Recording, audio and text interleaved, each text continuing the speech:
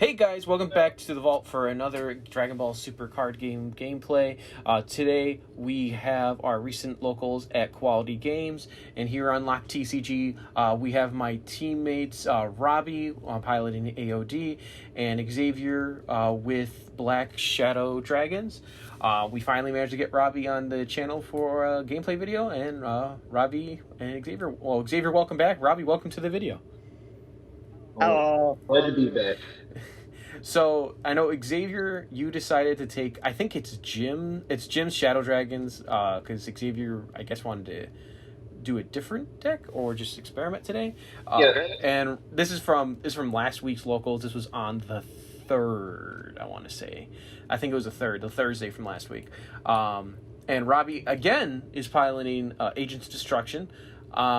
We will disclose the outcome of the tournament because we also have the I finally managed not to corrupt the video of the finals video, but I decided to do a double feature this week with both Robby and Xavier since they were playing against each other, and then we'll be able to show the winner of this video in the next video also that will be posted this week.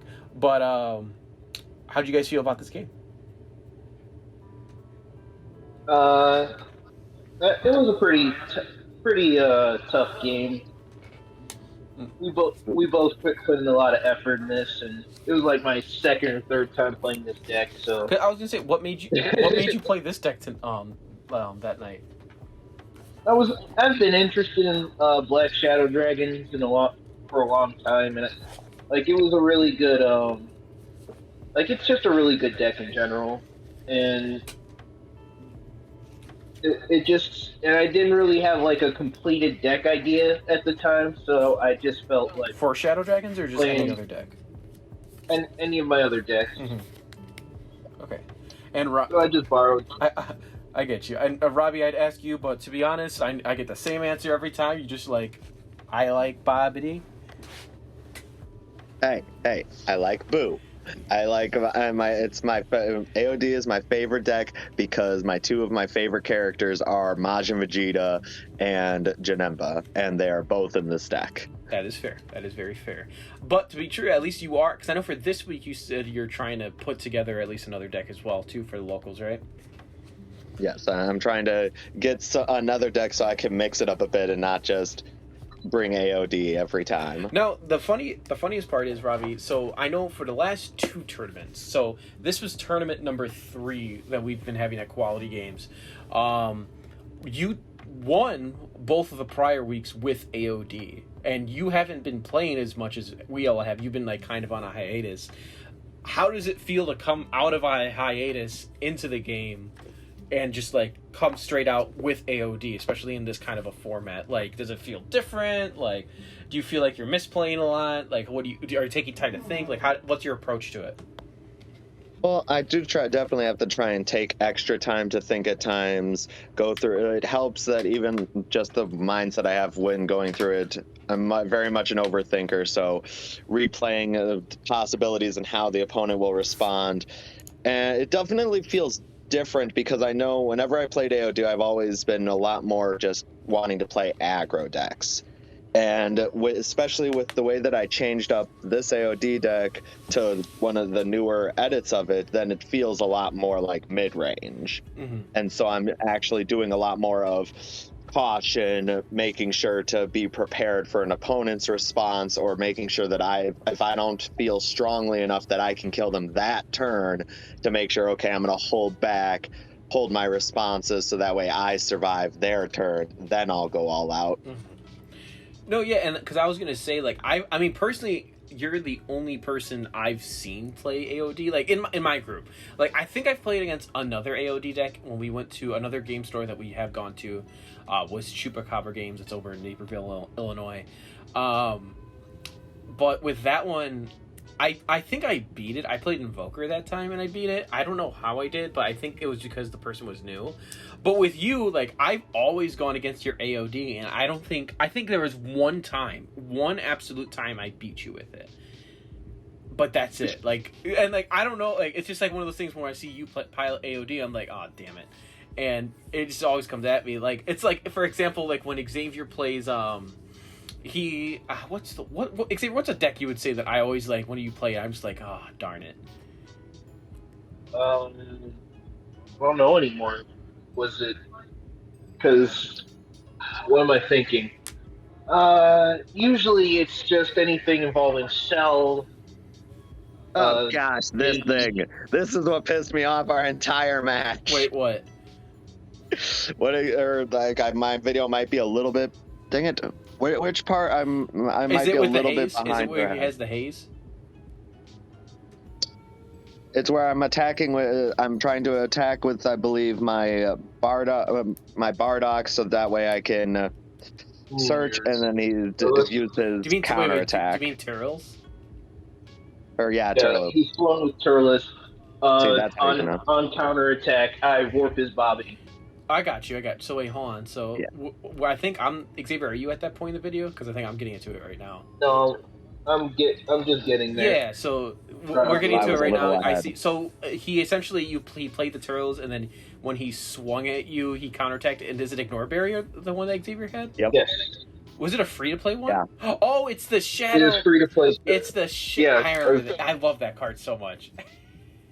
Yeah, that card was the very large anger that whole match because he just it's rude. I need that Bobbity. Yeah, because you're reading it right now. I can just imagine the face that you have. You're like, oh god. But see that's my thing is like I can't remember. Didn't you say like this entire game Xavier managed to keep getting rid of your Bobbities, but you still managed to push through?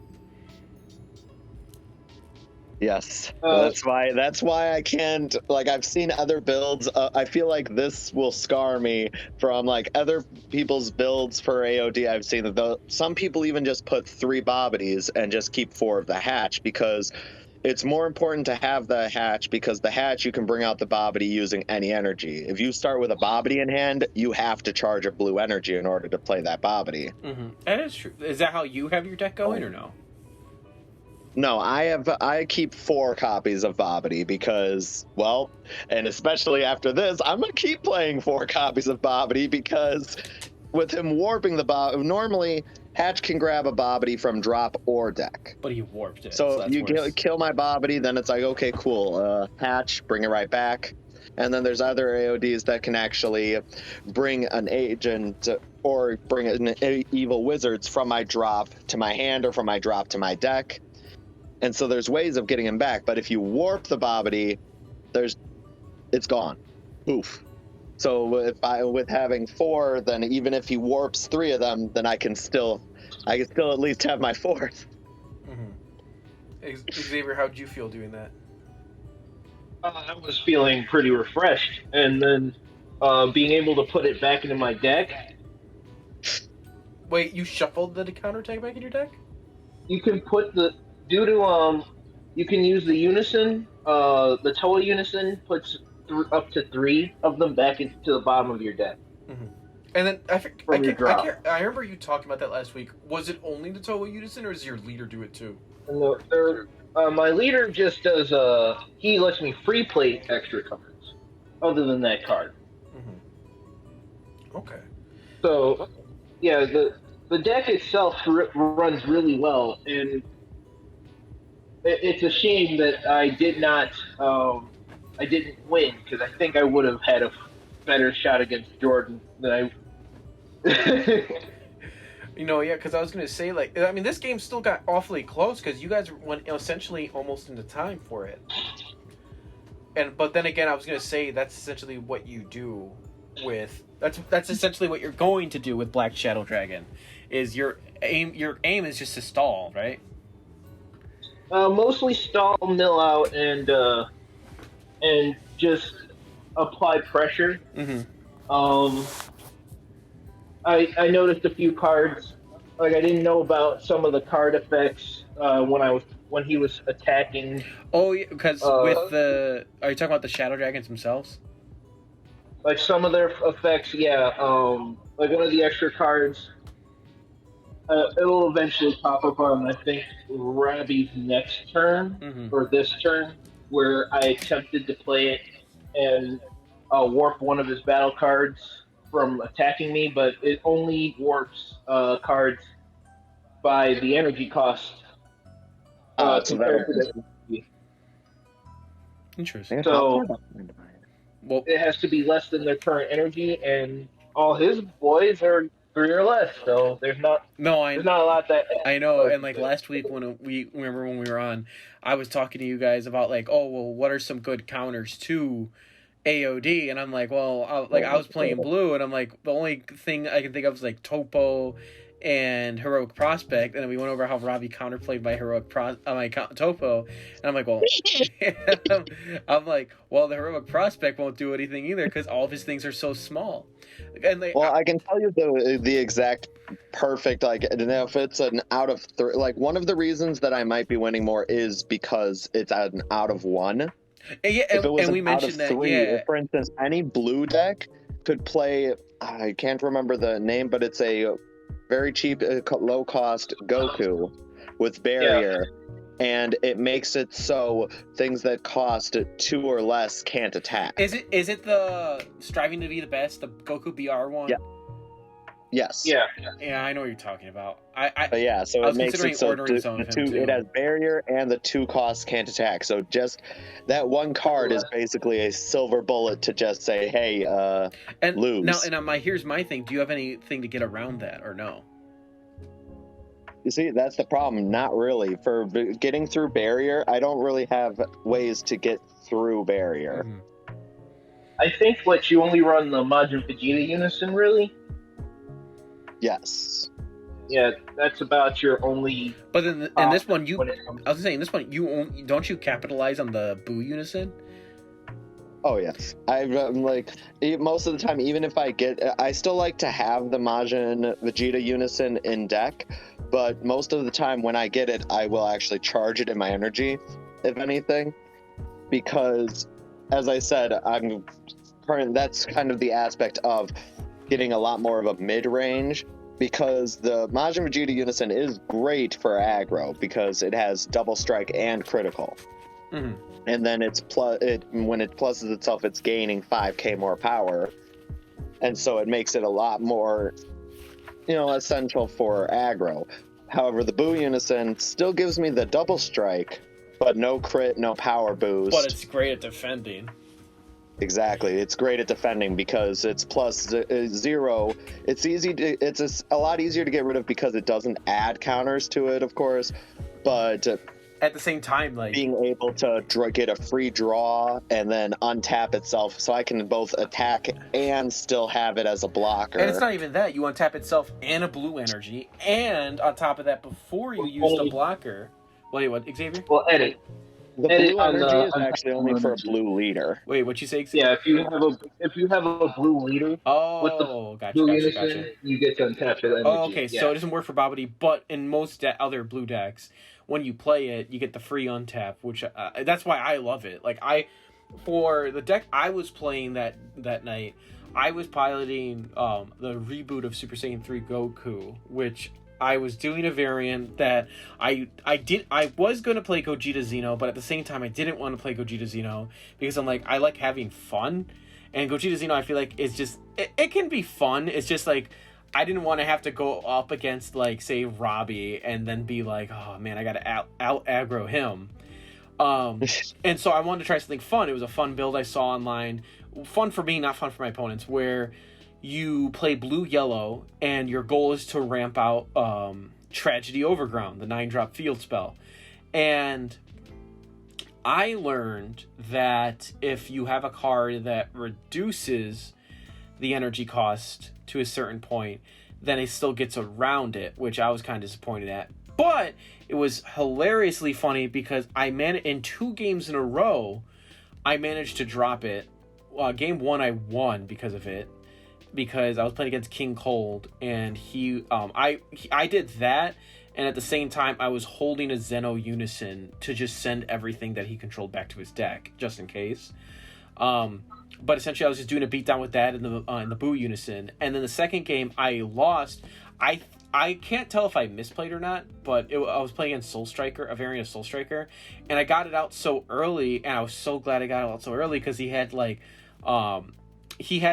Kefla boss monster, the mono blue one from Draft Box. He had the Android 17, I think Turning the Tide is the name of it.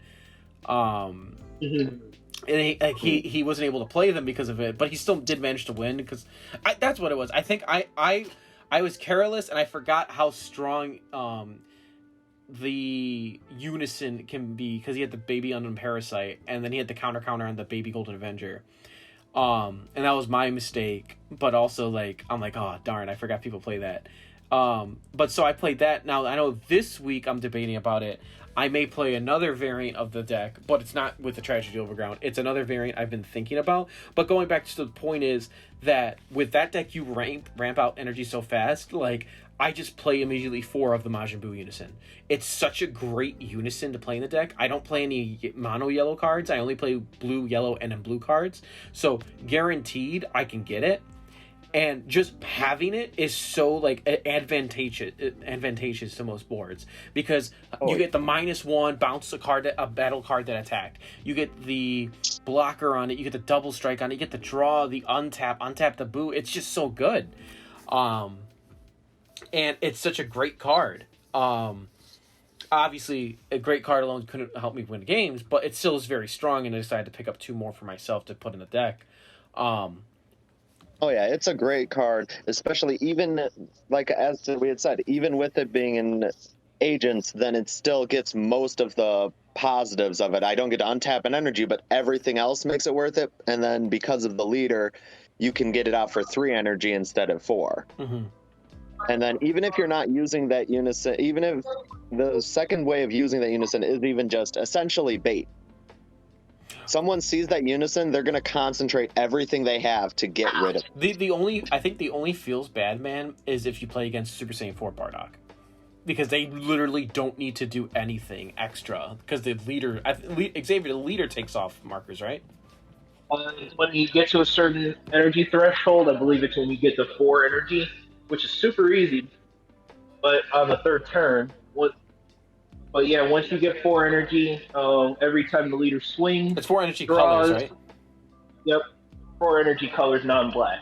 So once you get all the other colors in play, when he attacks, if you're against Bardock, it would just be leader swing at your Unison.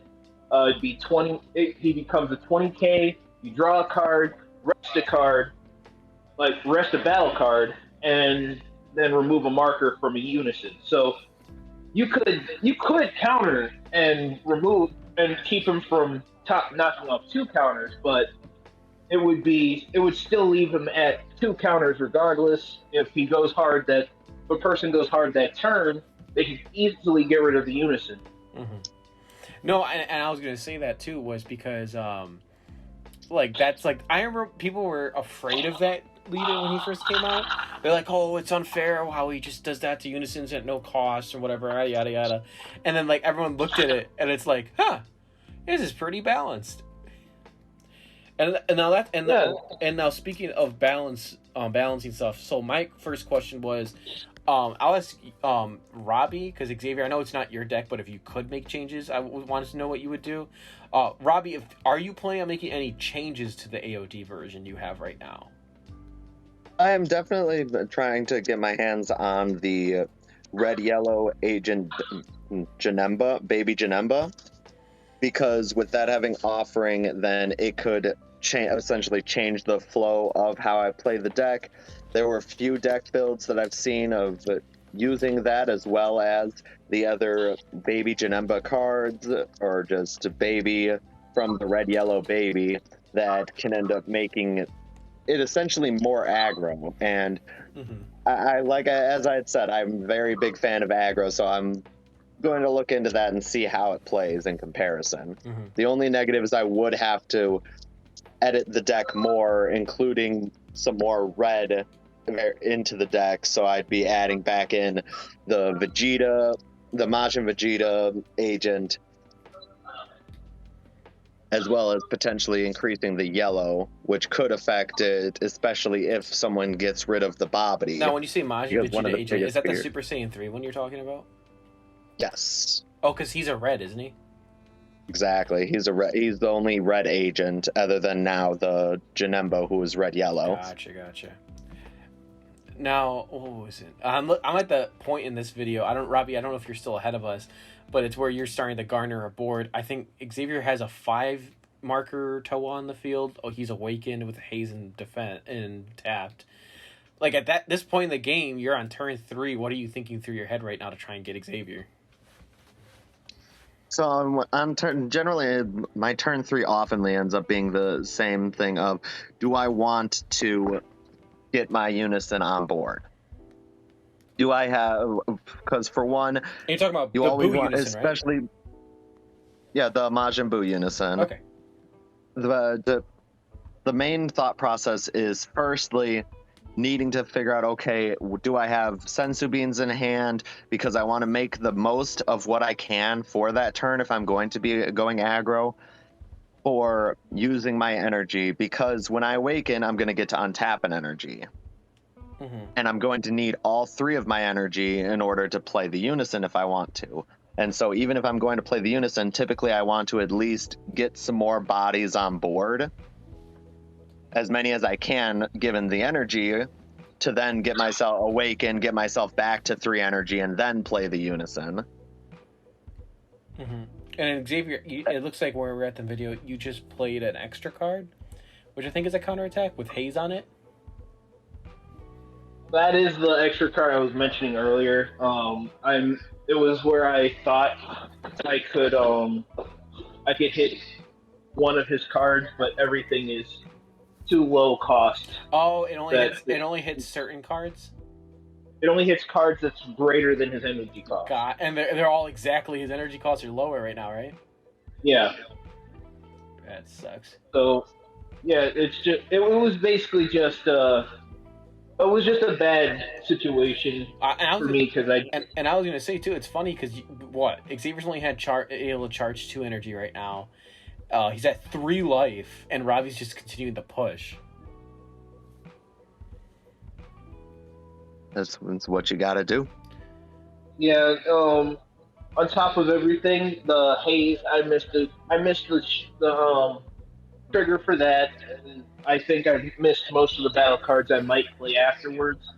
Just when I play, I get to look at the top card. If it's a Black Shadow Dragon added to my hand, missed all of those. No, all of those triggers. No, my question for this would be how I asked Robby before.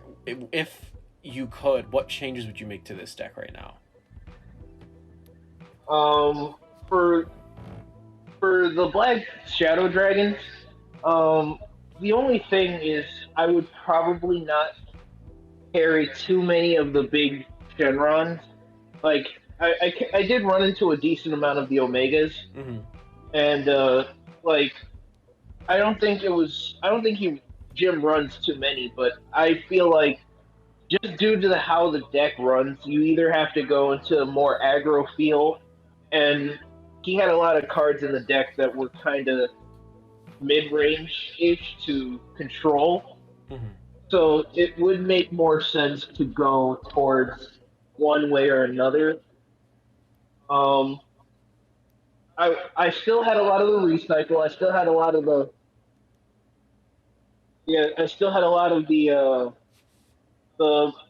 plays the proper plays. I just wish that I could see more often. Like, there was one that makes it so he can only attack once per turn. It was like the Ice Shenron extra card. Yeah. And I discard 2 cards, but due to this deck being the way it is, discarding in this deck is completely different than discarding in other decks. I never actually run out of deck, or I never run out of hand if I'm playing properly. But in this case, you were running out of hand, or no?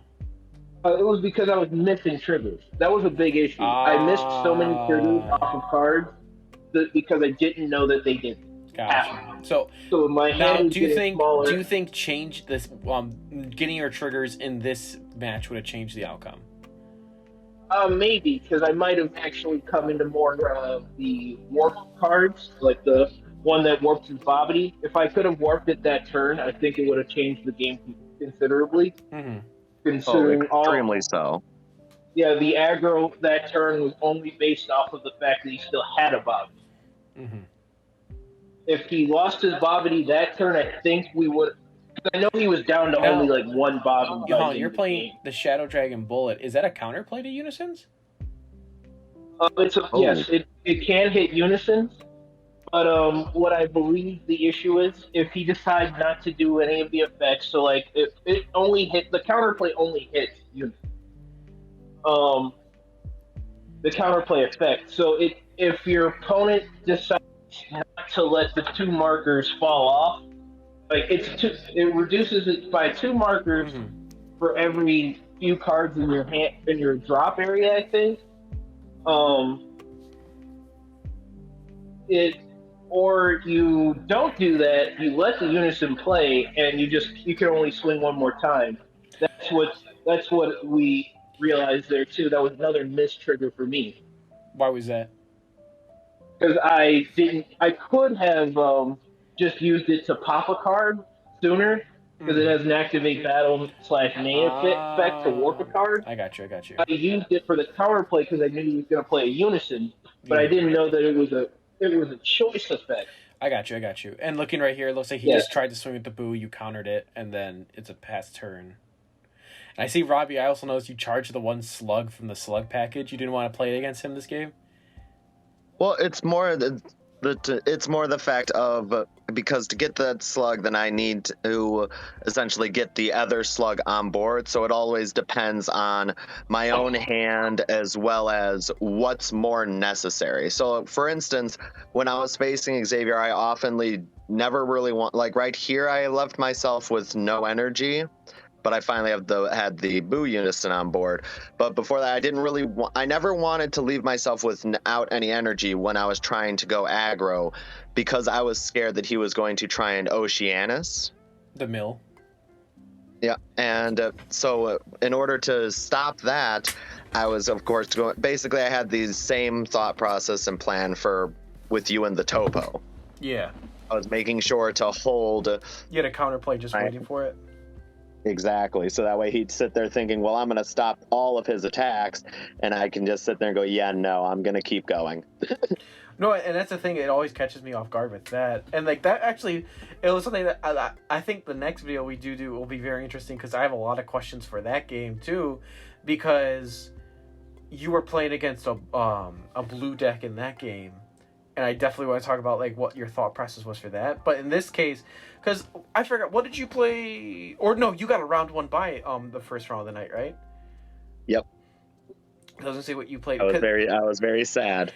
And then I think Xavier played against someone who had just started playing Dragon Ball again, but it was. Yeah, I was going up against King Piccolo. Yeah, and I was so mad because I lost to that King Piccolo deck in the last round, because I just spaced on it. I'm like, I'm at 2 life. What do I have to worry about a mono red deck? And I totally forgot hidden power Iskais and Champa were a thing. And I'm like, oh, damn it. People oftenly make that mistake. Like, I've had that many times with the agent deck here, because I actually only run 1 Champa in here. Mm-hmm. But it has still come in clutch many games. Well, and that's all you need to run is really 1. Oh, I'm fine. He's just going to hit me for 1, and I'll just keep going, and then just, all in. And that's the thing is, most people just only need to run 1. And I've learned, and I think I was just, at that point in the game, in the tournament, I was just like, all right, I don't care. But I was just like, I need to teach myself, like, all right, try to keep yourself at a high life total if possible, and be on the defensive for certain plays. And that was actually the one game I didn't get the Tragedy Overground off, and I was looking at it though, and I'm like, it really wouldn't have mattered, because the King Piccolo plays just a bunch of little things. Oh. Yeah, so... Yeah, it plays a bunch of little ones. But I was going to say, going back to that King Piccolo deck, my question was, Xavier, now that game, were you going to win by damage? Because you ended up winning by time.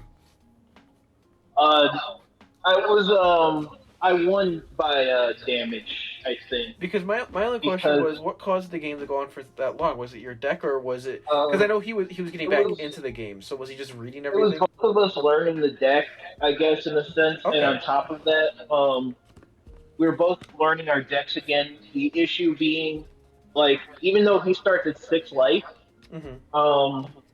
the deck does have more stall than it seems.